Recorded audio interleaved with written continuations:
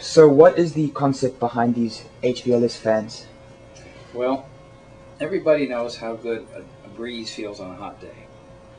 And if you do a little experimenting, you'll discover that it really takes just very low speed air movement to make you feel very much better. You don't need wind, and in fact, wind, especially indoors, off a fan, is very unpleasant.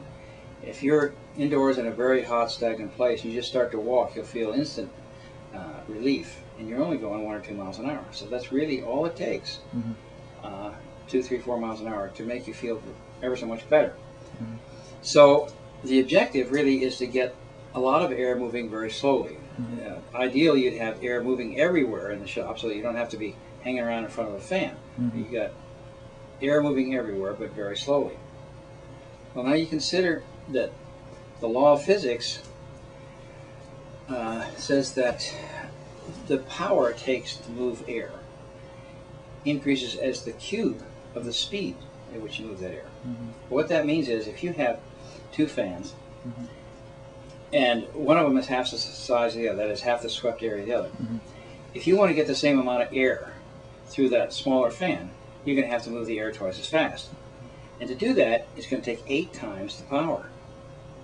And if you had a quarter-size fan, it would take 64 times the power.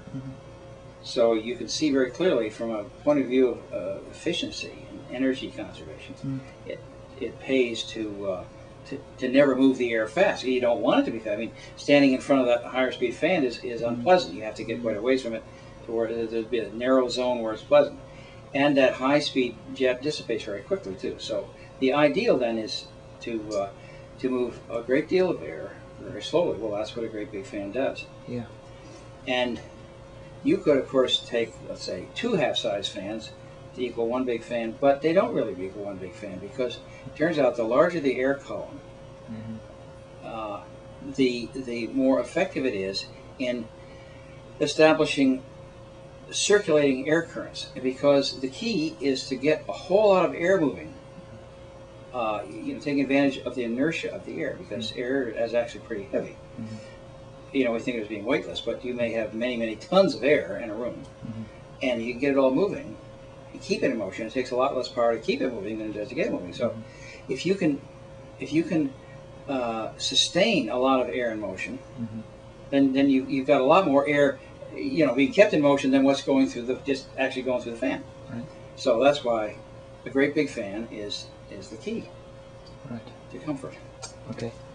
So do you think that these hvls fans are an alternative to air conditioning? Well, yeah, sure, they're an alternative to air conditioning, but not just that. I mean, in many cases, of course, air conditioning is just out of the question. Sometimes it's just simply impractical or way too expensive to air condition, and the fans may be the only thing you can do, really, practically speaking.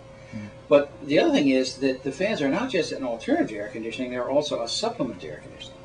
Because if you have air conditioning, you can, and if you have fans, you can put the thermostat way up and get equal comfort by just getting some moving air. So you can save a huge amount of energy on your air conditioning. And if you have a building, or if you don't have air conditioning, if you're building a building or if you have an existing building and you're thinking about putting air conditioning in, well, you want to consider this, that you could put in much smaller capacity than you otherwise would. And don't put in any ducting. Use the fans to circulate the air, because they're much more efficient at doing it than high-speed fans and ducting. Of course, the ducting is very expensive to begin with, so you can save many ways if you do that. You can save on the initial cost of installation and the ducting, and you save on the energy it takes to circulate the air, and you save because you don't have to bring the temperature so low. Okay. And what are the other applications the fan is useful?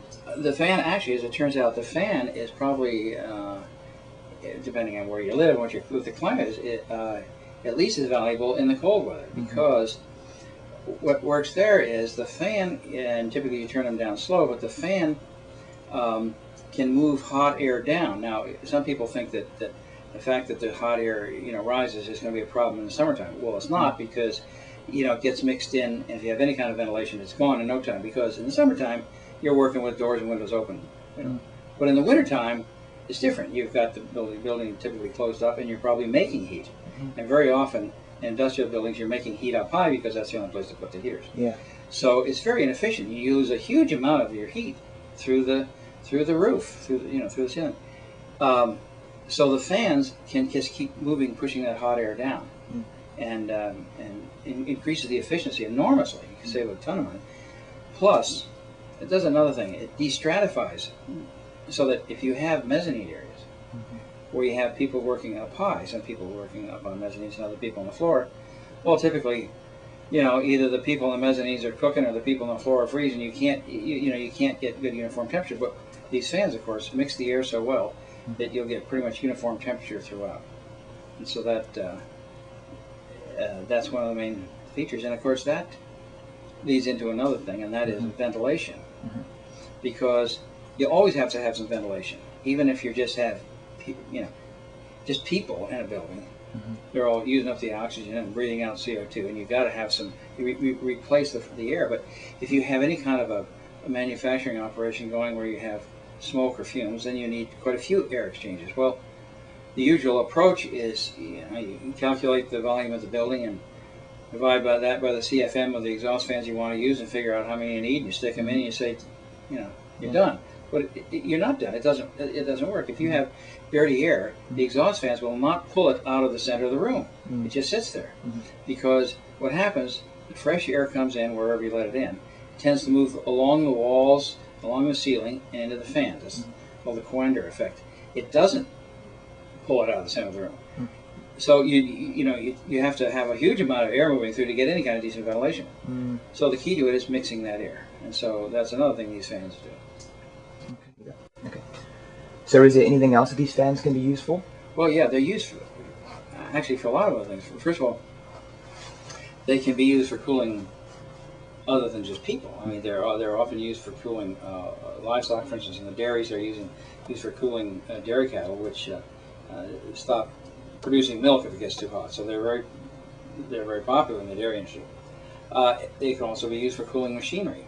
If you had a room full of machinery and there were maybe 140 degrees in there, but if you blow 100, the fans are going to blow 140 degree air. But if you're blowing on a motor that's 200 degrees, it's very happy. It's getting cooled.